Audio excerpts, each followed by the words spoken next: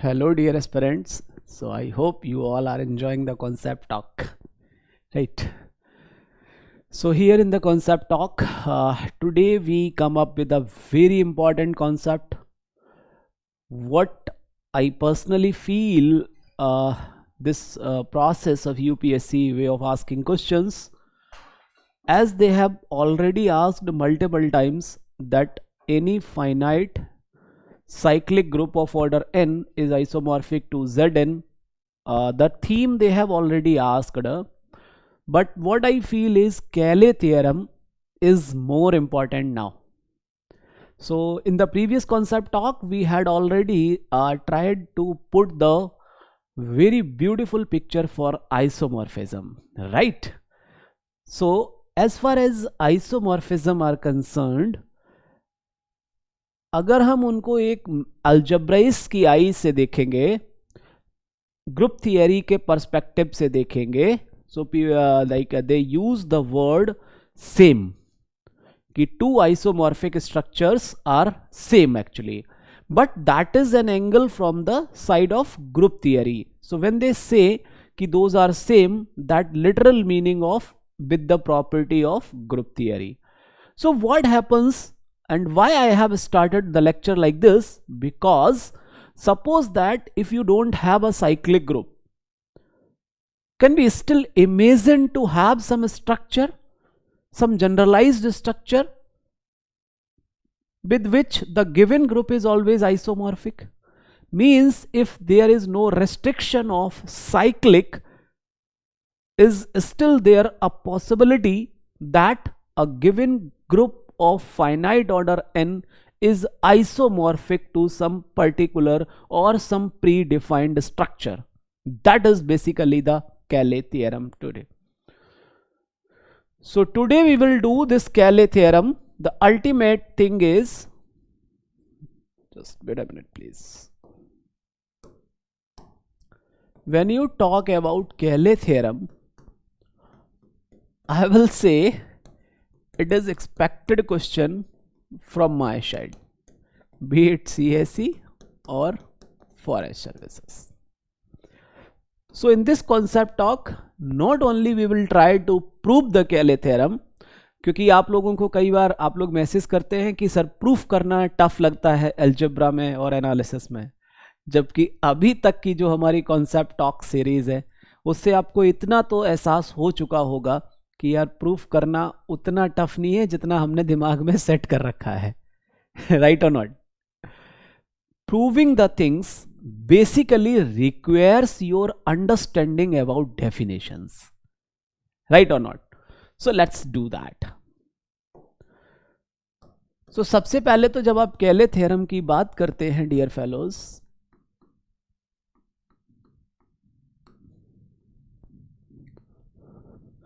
तो थ्योरम है तो उसका स्टेटमेंट होगा, स्टेटमेंट है तो उसका प्रूफ होगा, और प्रूफ होगा तो दिक्कत आएगी और दिक्कत को खत्म किया जाएगा थ्रू द विजुअलाइजेशन. ठीक है, तो don't miss the next 10 to 15 minutes. You are gonna have a better picture in your mind today, believe me. So what it says, every finite order group G is isomorphic to some permutation group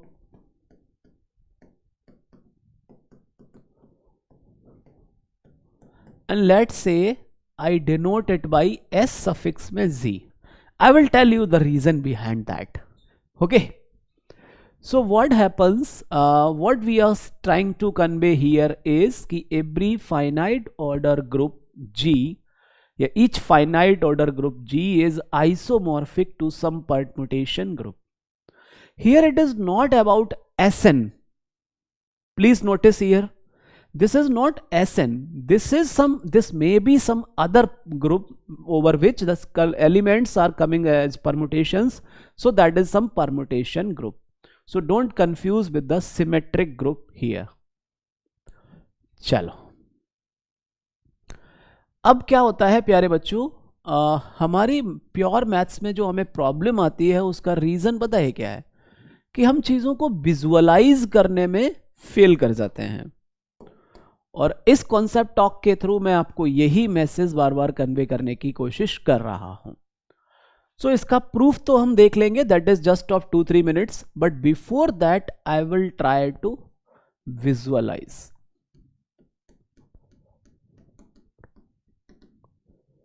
let's visualise. देखना ध्यान से। मान लो late हमने जी एक group ले लिया, ठीक, और ग्रुप है मेरा that is 1 omega omega square, that is cube roots of unity. Okay, क्योंकि हम ये जानते हैं कि cube roots of unity forms a group with respect to multiplication of complex numbers, right. अब देखिए ध्यान से, what I do is I define some functions, step by step देखना। Now let's define, thank you,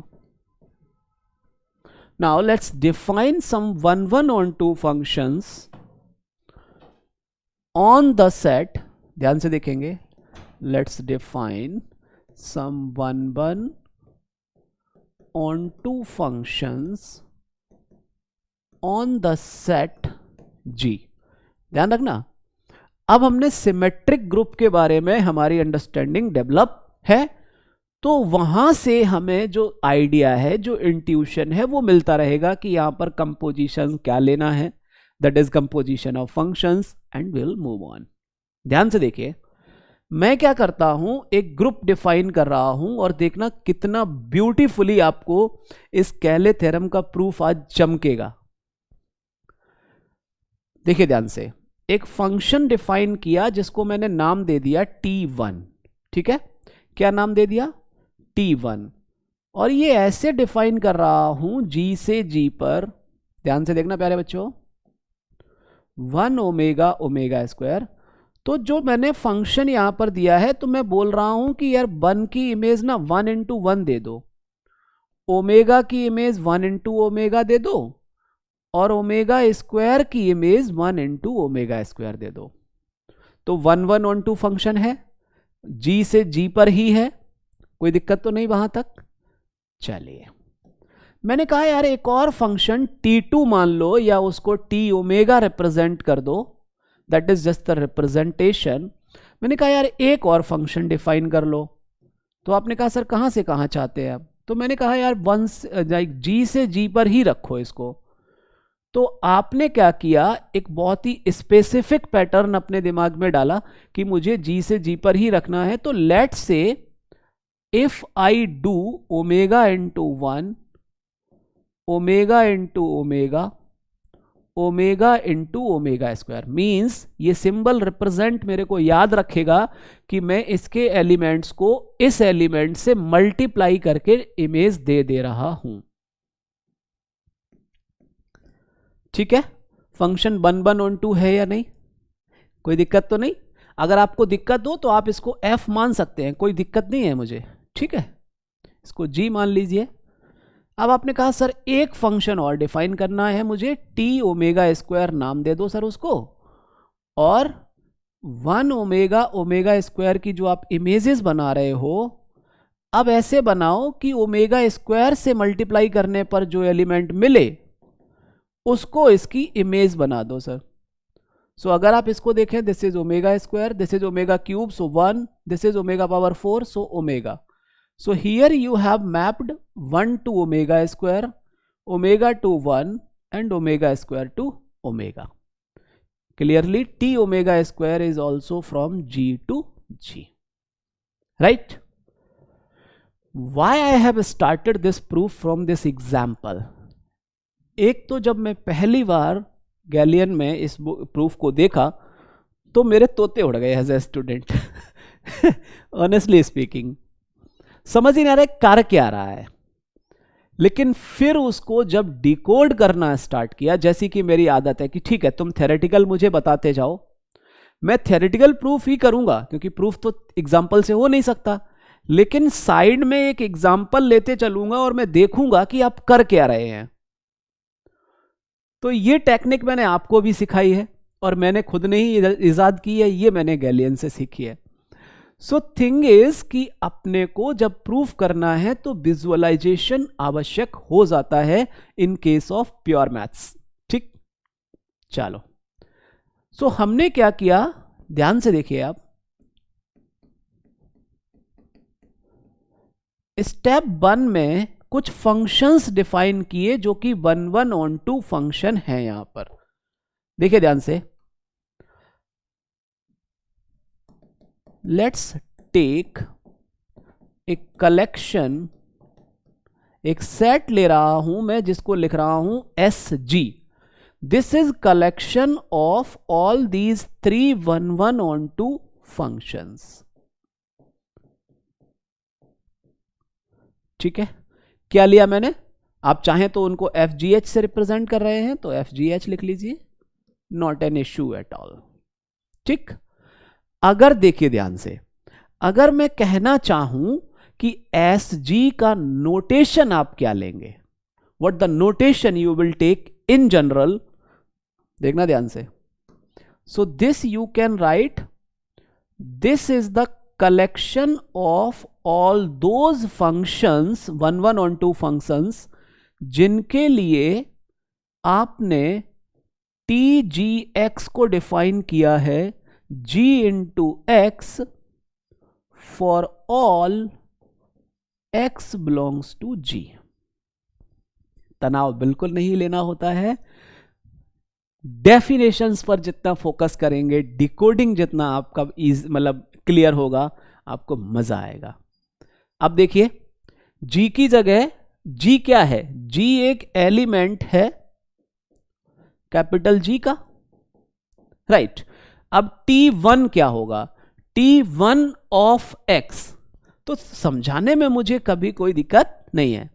for example अगर आप लिखना चाहें कि सर T1x का मतलब क्या है आपके लिए, so I said T1x is 1 into x for all x belongs to g, that is T1 of 1 is 1 into 1, T1 of omega is 1 into omega, T1 of omega square is 1 into omega square.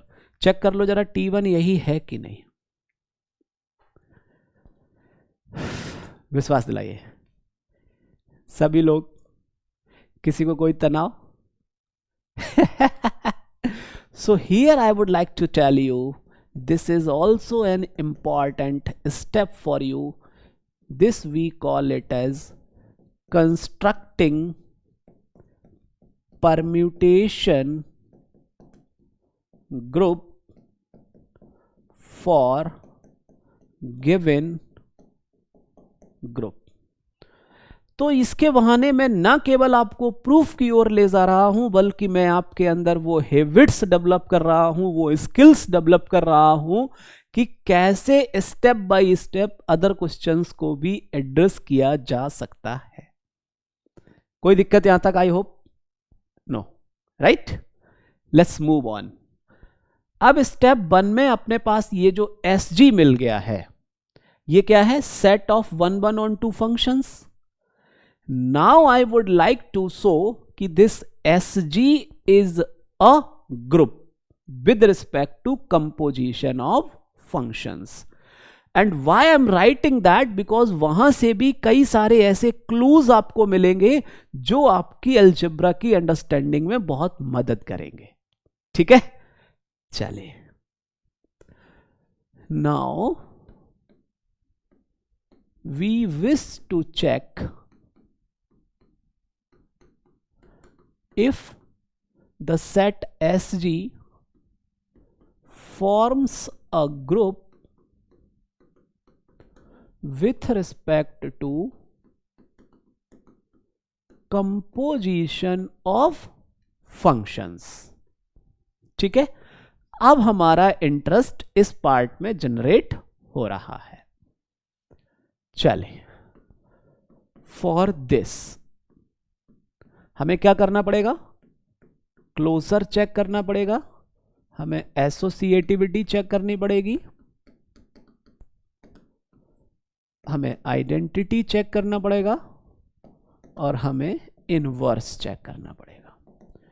आपके लिए ये एक next category of question है, so don't think कि यहां time waste हो रहा है, ठीक। चलिए, सो कंपोजिशन ऑफ फंक्शंस कैसे डिफाइन होता है प्यारे बच्चों? F O G O F X is defined as F of G of X, right. इसको यूज करते हुए हम लोग चलेंगे। देखिए, तो हमें दिखाना है the structure S G with respect to composition of functions.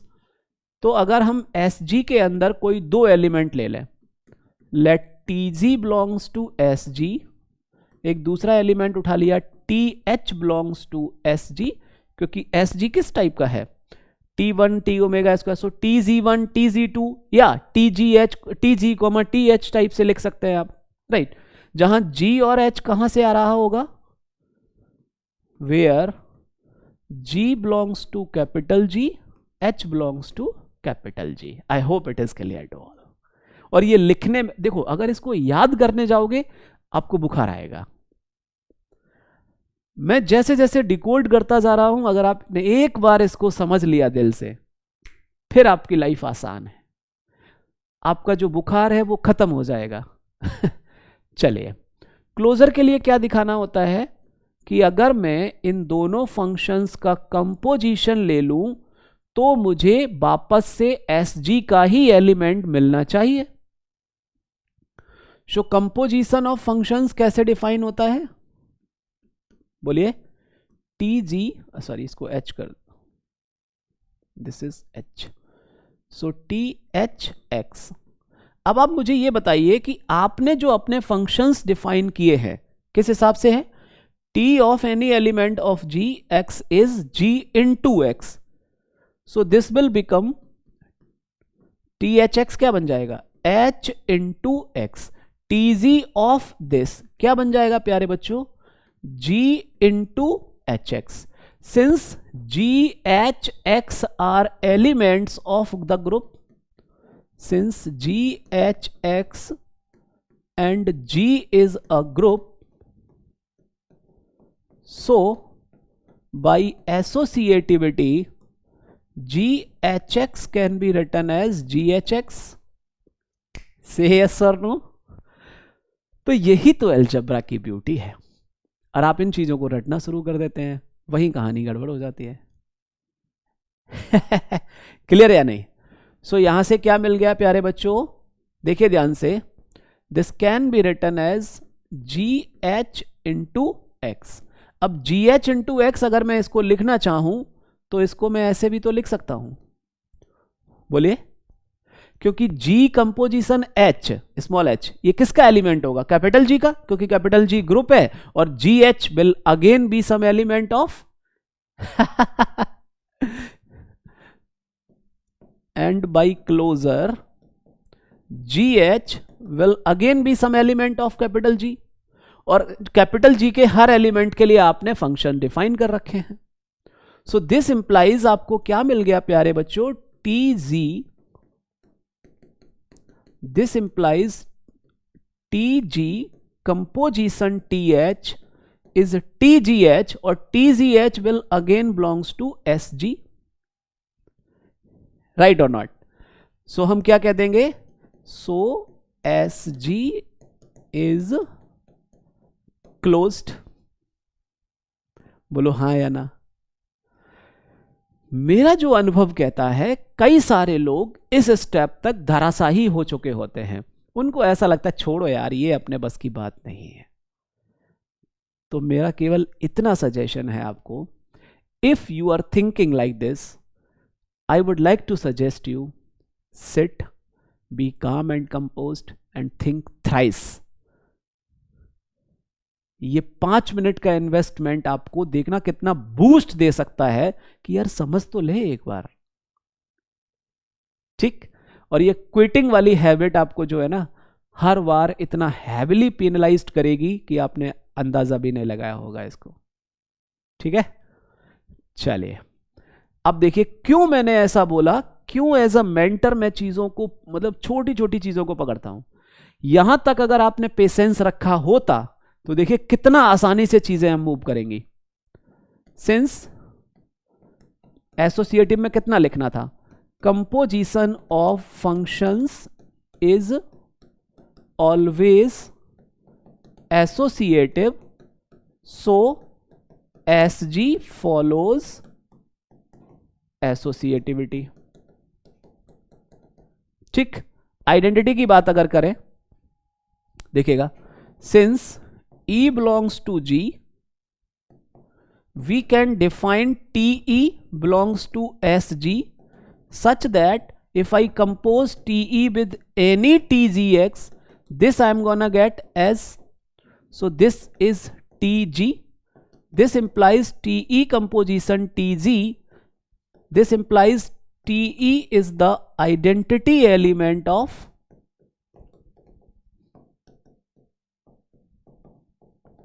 SG with respect to composition of functions। तो ये जो कलाकारी थी, यहां हमने जो टाइम इन्वेस्ट किया, देखना कितना प्यार से आप 1 सेकंड के अंदर उसको लेकर मूव कर गए। अब यहां पर आइए, since for G belongs to G there exist G inverse in G। क्यों? क्योंकि G इज अ ग्रुप, तो inverse axiom satisfy, G is a group, so inverse axiom satisfy. मतलब G अगर कैपिटल G के पास है तो G इनवर्स भी होगा। दिस इंप्लाइज TG अगर SG में है तो TG इनवर्स भी SG में होगा, such that TG composition TG inverse will give TGG inverse, that is T, where TE is the identity element of SG. So SG with respect to composition of functions satisfies inverse axiom as well. तो इस question में जो मैंने इस part पे, इस slide के ऊपर जो मैंने टाइम इन्वेस्ट किया है आपके साथ, what was the logic behind that? The simple logic I carried कि my dear fellows, composition of functions आप permutation group में भी हैंडल करते हैं। डिफरेंट टाइप के जनरलाइज्ड एग्जाम्पल भी यूपीएससी ने कई बार आपसे पूछे हुए हैं, और केले थ्योरम अभी तक पूछा नहीं है लेकिन एक्सपेक्टेड मैं कह रहा हूं। तो कंपोजिशन ऑफ फंक्शंस में जो आपको बुखार आता है, मैंने इस स्लाइड पर जानबूझकर एफर्ट्स डाले कि दोस्त एक निशाने से आप, एक तीर से 4 निशाने लगा रहे हैं। तो ये कॉन्सेप्ट टॉक में यकीन मानिए इतना चैलेंजिंग है मेरे लिए।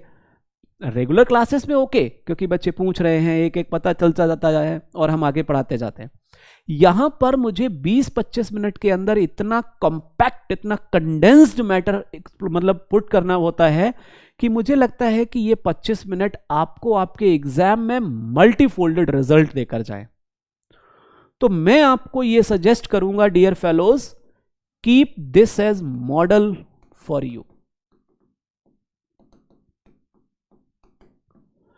2-4 दिन तक चलते टहलते इन चीजों को ऑब्जर्व कीजिए, कैसे सर ने ब्यूटीफुली लिख देते हैं, कैसे सर ने आइडेंटिटी एक्सियम लिख दिया, कितना देखिए कोई तनाव लिए बिना। लेकिन सर एक भी शब्द लिखना नहीं भूलते, डेफिनेशंस को नहीं भूलते। तो definitions is the backbone for your understanding और द कॉन्सेप्चुअल क्लैरिटी। क्लियर है? सो मैंने क्या किया, एक छोटा सा एग्जांपल उठाया था, इसके लिए टीजीज डिफाइन किए थे। यहां जी मैंने 1 ओमेगा ओमेगा स्क्वायर ले रखा था। अब इस कैपिटल जी की जगह कोई भी जनरल ग्रुप हो जाए जिसके पास एलिमेंट है G1 G2 Gn, ठीक, तो मैं उसका Sg लिख दूंगा, Tg1 Tg2 Tgn, और उस Sg को केवल मतलब आपको चेंज करने की भी जरूरत नहीं है। The same procedure, the same stuff will work की Sg with respect to composition of functions as a group. बोलो हाँ या ना। किसी को कोई तनाव है तो चिल्लाइए। एनीवन? बहुत बढ़िया। अब देखना ध्यान से, कैले थ्योरम क्या कहता है। कैले थ्योरम का फर्स्ट स्टेप होता है constructing that permutation group Sg। ठीक, आगे बढ़ते हैं। अब हम जाते हैं स्टेप 2 पर। Check if G is isomorphic to SG। ठीक है, क्या चेक करना चाहते हैं? Whether G is isomorphic to SG। Fair. तो as far as this concept talks का beauty is concerned, I have told you in the definition of isomorphism, क्या करते हैं हम? When we want to show two groups are isomorphic, actually what we do, let's try to find an isomorphism। क्या? Let's try to find an isomorphism or a mapping from G to SG phi such that कि जो मेरा phi है वो operation preserving है। ध्यान से देखते रहिए, ऑपरेशन प्रिजर्विंग का मतलब if I compose phi of Z1 Z2 I must get like this, and I have clearly told you here this composition is of the group and here the composition will be of this group. Fair? So don't confuse with that. For the time being, I will use this symbol for here. Right? चले। Other is phi is 1 1. Other is phi is on 2. Right? चले। So now we want to explore कि whether such mapping exists or not. So if you have attended the previous concept talk, I have clearly talked about it, that to find such mapping we use the recognition or the attributes of the given group structures। तो अगर आप यहां अपने group को देखें, देखना ध्यान से, अब मैं जनरल ग्रुप ले लेता हूं, let's say G is G1 G2 Gn, finite order n order का ग्रुप हो गया। ठीक है, SG को जो मैं डिनोट कर रहा हूं वो लिख रहा हूं TG1 TG2 TGn। Previous discussion से आपको ये क्लियर होगा देखिए, अगर G मेरा 1 ओमेगा ओमेगा स्क्वायर था तो मैंने T1 T omega T omega square functions लिख लिया। ऐसे ही अगर capital G G1 G2 Gn है तो मैं SG लिख सकता हूं TG1 TG2 TGn। तनाव बिल्कुल नहीं लेना है। ठीक, अब क्या करता हूं, देखिए ध्यान से, phi such that G2SG define by, देखना ध्यान से कि फाई ऑफ G1 जो है वो TG1 पे चला जाए, फाई ऑफ G2 जो है वो TG2 पर चला जाए, फाई ऑफ TGN जो है, फाई ऑफ GN जो है वो TGN को चला जाए। शकल बता रही है clearly phi is 1 1 and on 2, क्योंकि SG के पास कोई ऐसा फंक्शन नहीं है जो किसी ना किसी की इमेज ना हो और किसी भी एलिमेंट के G के 2 इमेजेस नहीं है। So it is 1 1 on 2। Exam में भी you can right like this, not an issue at all. Clear है? अब अगर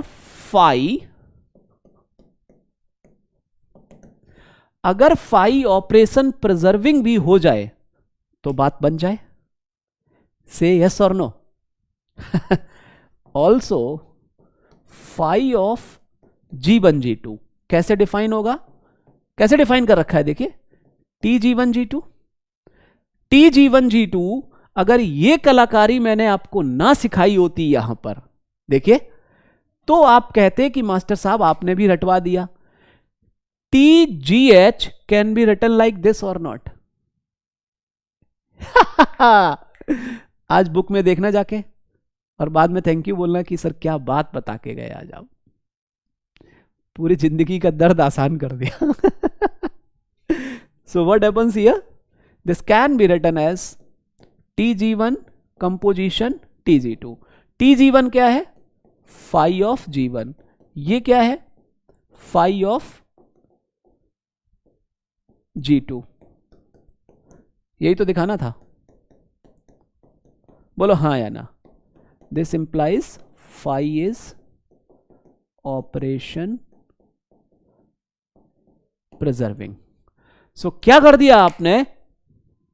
So yes, there exists an isomorphism phi G2SG,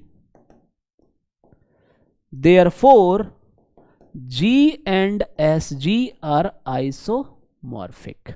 और यहां जो SG है इसी को बोला जाता है G का परम्यूटेशन ग्रुप. विश्वास दिलाइए. किसी को कोई रत्ती भर भी डाउट है तो कहिए. Anyone, if you have any single doubt please ask. और आज आपको कैले थ्योरम चमका या नहीं ये बताइए बस.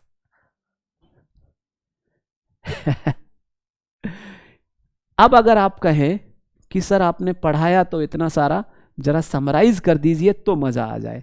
तो समराइज में क्या है? अगर आप कैले थ्योरम की बात करेंगे dear fellows, so let G be a finite order, मान लो n ग्रुप. ठीक है. Then construct specific by specific procedure SG. और वो स्पेसिफिक प्रोसीजर है SG क्या है कि आप TGX को G इंटू एक्स टाइप से डिफाइन कर लीजिए.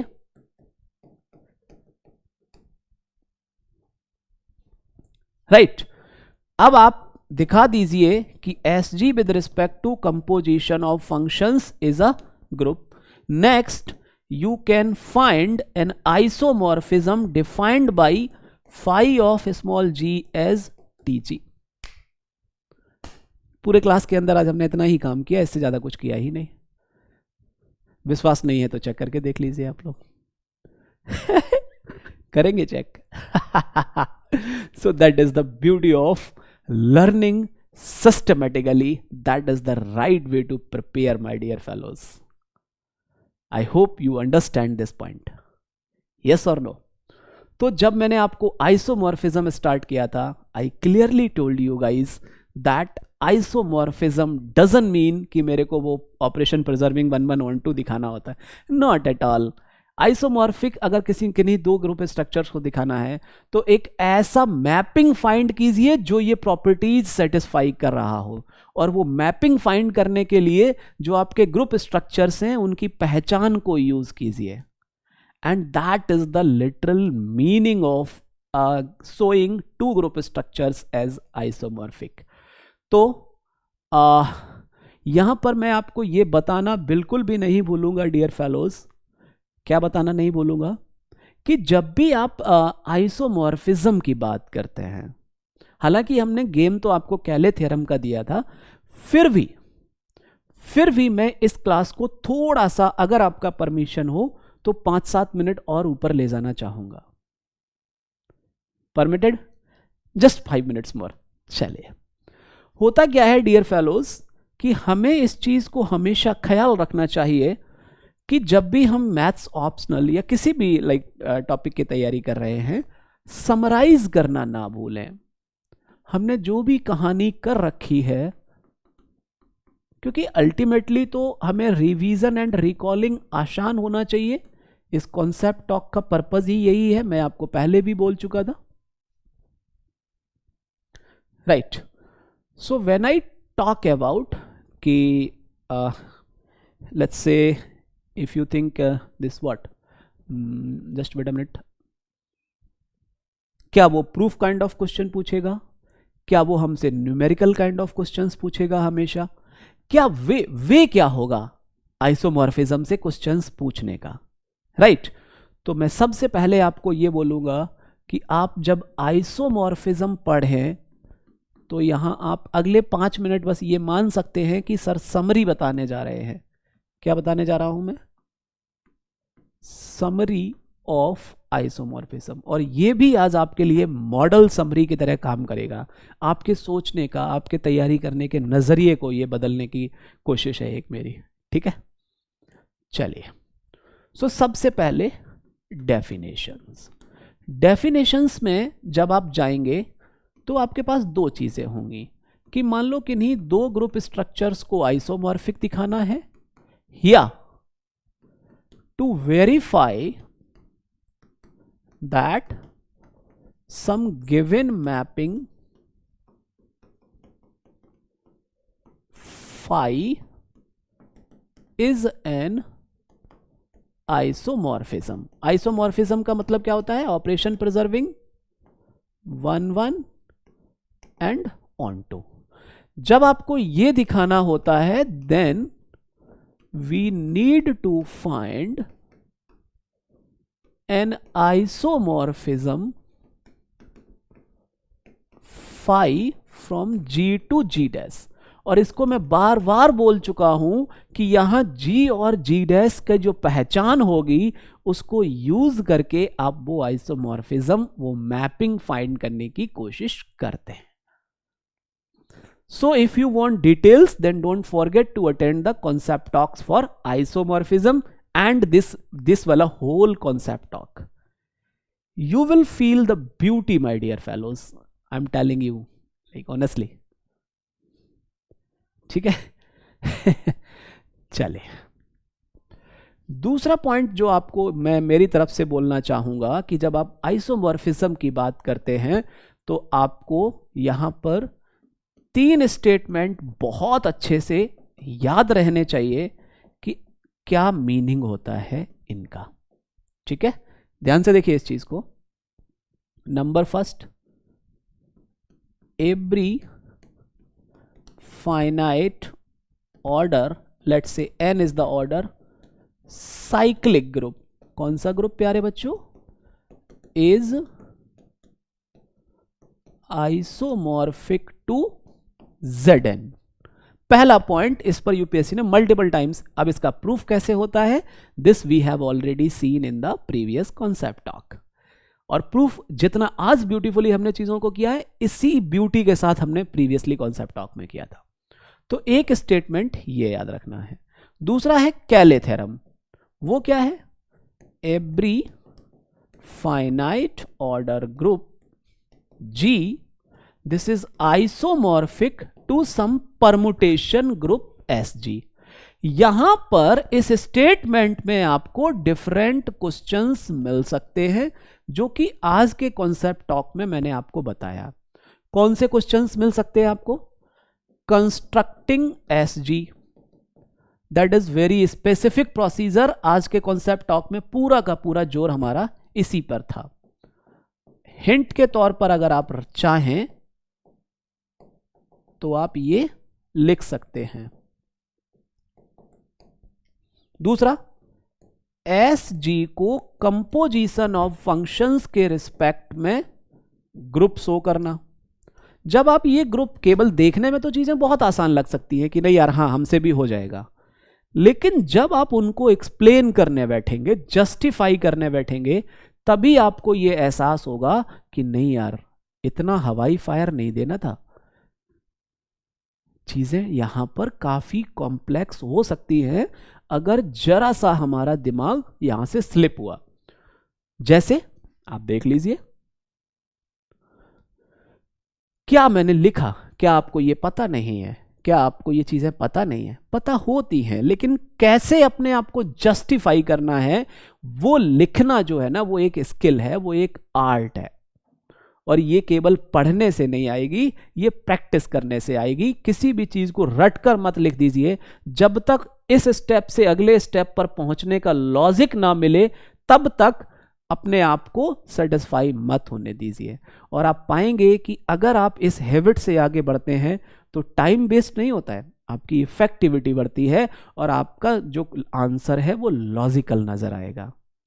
तो मार्क्स डिडक्शन की जो बार बार हम बात सोचते हैं वो सब इररिलेवेंट हो जाता है जब हम अपने आप को प्रॉपर जस्टिफाई करते हैं मैथमेटिकल लैंग्वेज के थ्रू. This is the my understanding as for this UPSC process. तो जो मैं बात यहां पर कर रहा था, सीखते टाइम समराइज करने से कभी मत घबराइए, ठीक है. सो समराइज के बेस में मैंने आपको ये चीज बता दी.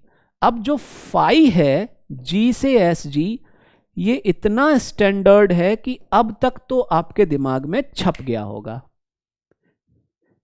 Right.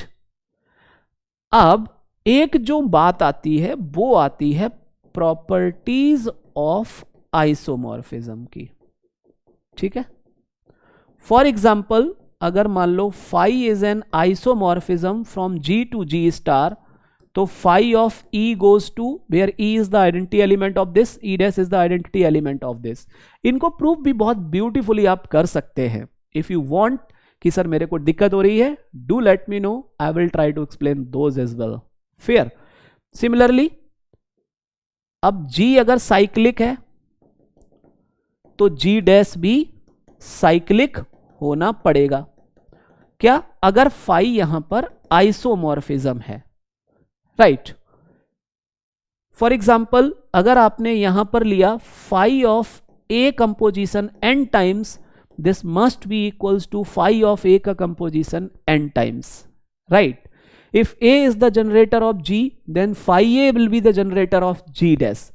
So these properties you can use to counter the questions or to think about the questions. For example, अगर आपसे कोई कहे कि U10 is not isomorphic to U12, then you can say since U10 is cyclic, U12 is not cyclic, so U10 and U12 cannot be isomorphic. Say yes or no. So that is one example only. If you are unaware about UN, then don't forget to attend the concept talk of beauty of finite groups. I have clearly stated that for you. Fair dear fellows. So I hope this concept talk, although थोड़ा सा ऊपर चला गया 5-10 minute, लेकिन फिर भी मैं आपको यह विश्वास दिलाता हूं कि अगर इतना प्रोसीजर आपके दिमाग में सेट हो गया मेरे प्यारे बच्चों, तो विश्वास मानिए आइसोमॉर्फिज्म में इससे बियॉन्ड आपको कुछ भी नहीं मिलने वाला. फॉर एग्जाम्पल, टू वेरीफाई वाले में मान लो एक मैपिंग दे दिया phi M A equals M A M inverse, और ये जो मैट्रिसेस हैं वो मान लो ZL2R से SL2R पे ले लिया फाई, ठीक है. अब इसको ऑपरेशन प्रिजर्वेंस दिखाना, 1 1 on 2 दिखाना. तो ये जो क्वेश्चंस हैं, 2-4 क्वेश्चन बहुत ही स्टैंडर्ड टाइप के क्वेश्चंस हैं. अगर आप इंटरेस्टेड हैं इसमें तो do let me know, I will try to explore all those PYQs for you guys. जैसे यहां पर R प्लस से अगर मान लो R स्टार डॉट, इसको मैं पॉजिटिव रियल नंबर्स बोल दूं, ठीक है, ये वाला सेट, आप यहां से एक मैप डिफाइन कर दीजिए phi of x equals to E raised power x, तो आप पाएंगे ये ऑपरेशन प्रिजर्वेंस भी है, 1 1 भी है, ऑन 2 भी है. So the group with respect to usual addition R plus is isomorphic the positive real numbers with respect to multiplication. आप पाएंगे कि UPSC has asked questions over this pattern multiple times. तो अब आप कहेंगे कि सर आपने यहां पर एक्सपोनेंशियल ही क्यों लिया? तो प्यारे बच्चों, आपके पास एक्सपोनेंशियल फंक्शन की ब्यूटी बचपन से आपको पता है कि no matter what the real number, negative और positive I take, exponential will always give the positive. So this mapping is defined by using the पहचान of these two structures. Say yes or no? कोई doubt किसी को भी? Anyone? तो isomorphism के अंदर similarly, अब मोह है मेरा, मोह जा नहीं रहा है, लग रहा है कि आपको सब कुछ बता ही दिया जाए, ठीक है. मान लो क्यू स्टार डॉट पे जाना चाह रहे हैं और आप ये जानना चाह रहे हैं कि ये कभी आइसोमॉर्फिक होगा नहीं होगा. सो आप यहां पर देख सकते हैं, अगर हम फाई ऑफ ए लिखें किसी नॉन जीरो रेशनल नंबर के लिए, this can be written like this. इसका एडिशन है, तब अदर में जाएंगे फाई ऑफ में, तो ये मल्टीप्लीकेशन अगले वाले ग्रुप का ले रखा है, this will become phi of a/2 का होल स्क्वायर। अब ये Q star non zero rational numbers है, ठीक है।